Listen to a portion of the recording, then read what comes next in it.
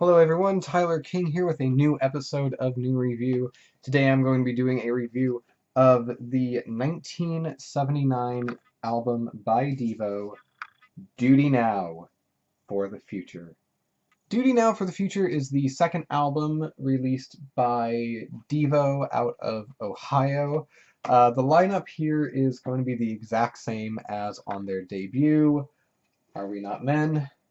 We Are DEVO, which is going to be Mark Mothersbaugh on vocals, keyboards, and guitar, Gerald Casale on vocals, bass, and keyboards, Bob Mothersbaugh or Bob 1 on guitar and vocals, Bob Casale or Bob 2 on keyboards, guitar, and backing vocals, and Alan Myers, the human metronome, on drums. Interesting of note is that the album is produced and engineered by Ken Scott, who also produced the albums The Rise and Fall of Ziggy Stardust and The Spiders from Mars and Aladdin Sane by David Bowie. Also, oddly enough, the first album of DEVO's, which is Are We Not Men? We Are DEVO, is produced by Brian Eno, who would go on to collaborate with Bowie on the Low, Heroes, Lodger, and eventually the Outside albums. In true DEVO fashion, the album opens with the song DEVO Corporate Anthem, which really is, it's a little over a minute long, and it's just this very like commercial sounding melody that is played on a keyboard. There are some like accentuated cymbal hits throughout the album and some like low percussion going on, but it's a very subversive way to open up the album, and DEVO has always been a very subversive band. The second song on this album is Clock Out, which opens with this very frantic snare roll from Alan Myers right before we hear this cry up, "Alright, we will clock out!" And it really is setting the scene for what the song is, which is just this very frantic number. There's this throbbing bass line. The guitar lead is assisted by the short descending synth that is played throughout the song. Like some of the other songs on this album, the lyrics are vaguely sexual. Lines like, "Me, I got all the secretaries down on their knees," or "Me, I got a six-figure unit that's never been kissed, down on all fours." And for me, like, the real standout on this song is going to be just the frantic snare rolls that Alan Myers does just throughout the entire song after each declaration of "we gonna clock out." Next is Timing X, which is another short keyboard-led instrumental track. Here we get a lot more drums going on in the song than we did on the DEVO Corporate Anthem, and Gerald comes in with some bass before we get this blast of beeps and guitar that just explodes in right as the song comes to an end and leads us into the fourth song, Wiggly World. The fourth song on the album is technically, the second proper song on the album. And it is another frantic song, like most of the songs on this album are. The guitar here is fierce, the drums are pounding, and as soon as the song comes in, we are just assaulted with this blast of synths after each one of Mark's declarations.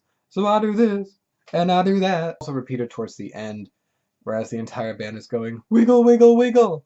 And again, like most of the songs on this album, the song doesn't really fit or stick to any set kind of song structure. Next is Blockhead, which is one of the more restrained songs on the album, as well as one of the most straightforward, and here we are treated to one of DEVO's most overlooked skills, and that is the really odd time signatures that they would just repeatedly put in their songs. Here the verses are in 11/8, and the choruses are in standard 4/4 time. This song also feels like a counterpoint to the song Mongoloid from their first album. Here, Mark is describing a man who never tips over and always pays on time. There is a blistering guitar solo by Bob One that is played towards the end of the song, as well as this very frantic keyboard line that is played throughout this number. And again, we get the entire band to come in and go, "Blockhead!" before the song comes to an end. And this really is one of the more fun songs on the album, and I think it really goes well paired with the previous song, which was Wiggly World. And now we get Strange Pursuit. And Strange Pursuit really is one of my favorite songs on this album, and it is another very straightforward one. The song really is as close to a love song as DEVO had done at this point. It's nowhere near as emotional as something like Snowball on their Freedom of Choice album, but it has lines like intersecting love lines brought us closer every day. But of course, DEVO can't stay too serious for too long, as then as the song goes on, Mark says, "I come running like a fat boy in lead shoes, but just like a fat boy, puffing after you." After each line in the first verse, there's this 5-note keyboard line that's played, dun dun dun dun dun, dun dun dun dun dun, and which is eventually followed by, I believe it's Gerald on a vocoder going, "It's a strange pursuit." And this refrain of "It's a strange pursuit" continues on into the end of the song, and during this part, Mark has just become completely unhinged, and he is giving one of his best and most emotional performances I would say he's ever given in a DEVO song, and it's just really mesmerizing and a treat to hear this part of the song. Following this, we have SIB, or Swelling Itching Brain, and as far as moods on this song go, or as far as moods on this album go, this is definitely the most paranoid and claustrophobic feeling song on this album. We have sweeping synths creeping out from under this instrumental gloom, as well as this pulse sound that's going on for the duration of the song. Lyrically, the song is about this pain that's in Mark's head, which is forcing every picture in every magazine to turn real for him. In the conclusion of the song, as Mark was lamenting that he has a painful swelling brain, we get just this barrage and grouping of like various beeps and sound effects jumping in on at us as the song just barrels on and on and on ahead, and then it finally closes with this very like kind of sound effect. And it really is a very unsettling song, not just on the album, but in the entire DEVO canon as a whole. And that is going to be the end of side 1. Side 2 opens with the number Triumph of the Will, which really just uses the same keyboard melody as the DEVO corporate anthem, which opened up side 1, except here there are vocals on it, and it's very obviously about masturbating.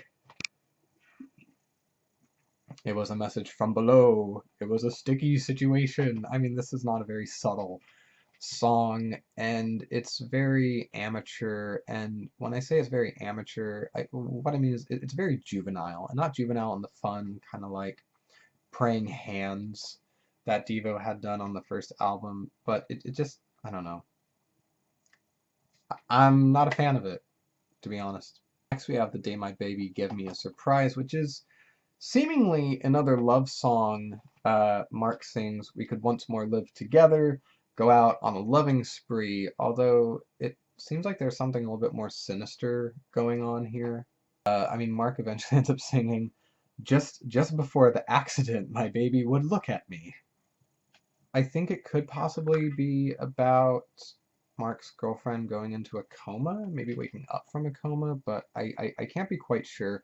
As far as the instrumentation goes and like the song structure itself, it is a very straight ahead song. It's nowhere near as hectic as something like Swallowing Itching Brain or Strange Pursuit or Wiggly World. Um, there's some very almost like pop, like ooh stuff going on throughout the song, and it's a pleasant song. It's not bad. The next song though is Pink Pussycat, and this song is bad. It is one of my absolute least favorite Devo songs of all time. That includes anything on Smooth Noodle Maps or Total Devo. Uh, Hate this song. And it starts out innocently enough.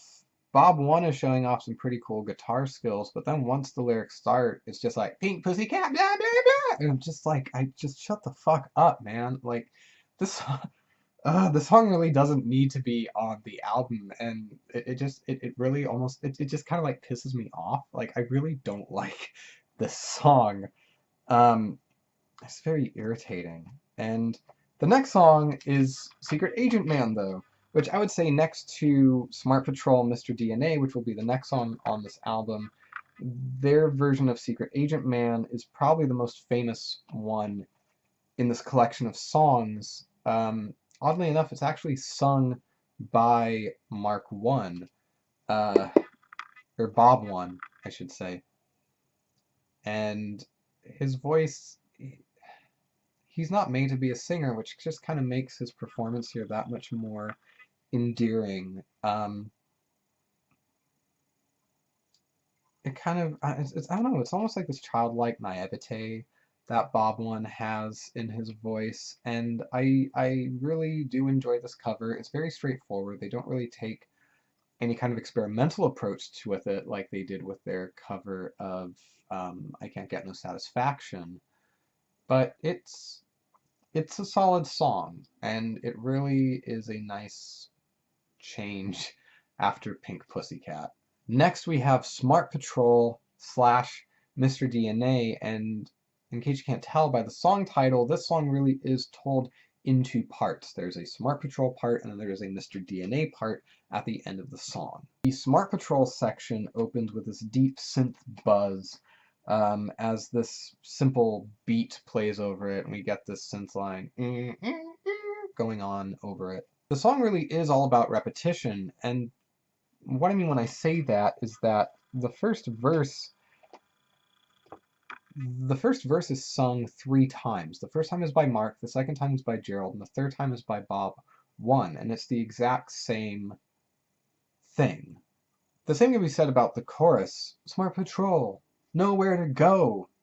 Suburban robots, I monitor reality. And after the third repeat of this, we get this very blistering guitar solo by Bob One over this very thumping bass and various sound effects that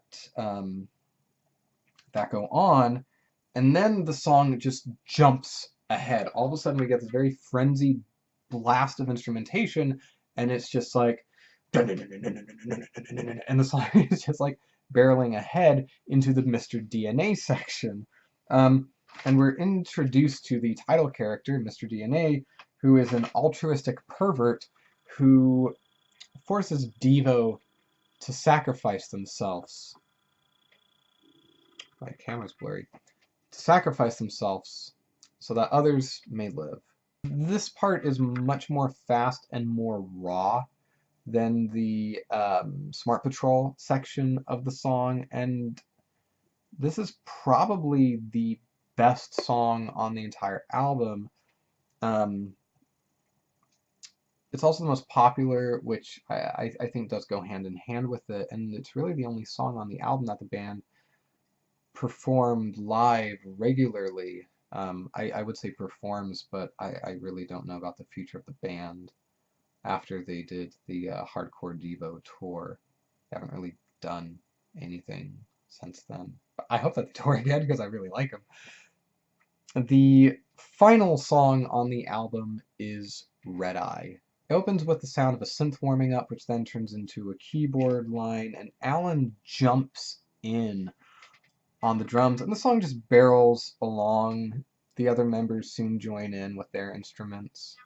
Coming off of the heels of Smart Patrol, Mr. DNA, I really do feel like the song falls flat to the point where I can't even really tell you one part of the song that really sticks out to me. And I wish that I could um, because it, it's the final song on the album. It should leave some kind of impression, but it really doesn't. Um, I can't really say too much about it. It's pleasant, Red Eye Express, Red Eye Express, but it just doesn't really, I don't know. I feel like the album should have ended with the Smart Patrol Mr. DNA song. Instead, we just get this kind of like half-baked Red Eye song that doesn't really do anything. And that is Duty Now for the Future by DEVO. Duty Now for the Future is an album that I think is very underappreciated in the DEVO canon, and a lot of people think that they went straight from doing the Are We Not Men album into doing the new wavy synth poppy Freedom of Choice album, which has their biggest hit on it, Whip It. But actually, I think that Duty Now for the Future is a very unique second album in that it is much more experimental than the first one. There definitely is a Zolo influence on both. There are lots of really weird drum patterns, lots of odd time signatures, and I'm talking about Duty Now for the Future and Are We Not Men right now. But when you put the two of them together, it would almost feel like Duty Now is the debut, Are We Not Men is the follow-up, and then goes into Freedom of Choice, because they really took a step more towards their experimental roots on Duty Now for the Future. There are songs that don't really have any set structure.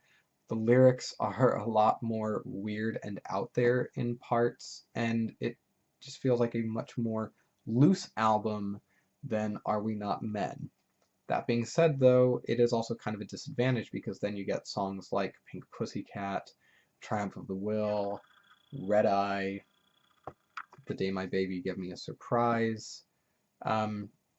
There's enough really good stuff on this album to keep me interested for the course of the album length, but at the same time, there are enough songs on there to like really make me want to skip them. But the good songs are really good songs, and the bad songs are really bad songs. There's not really too much of a middle ground on this album. At least on Are We Not Men, the songs that I necessarily aren't, super big on are not songs that I necessarily don't want to hear again. Whereas on Duty Now for the Future, you get like Pink Pussycat. Ugh.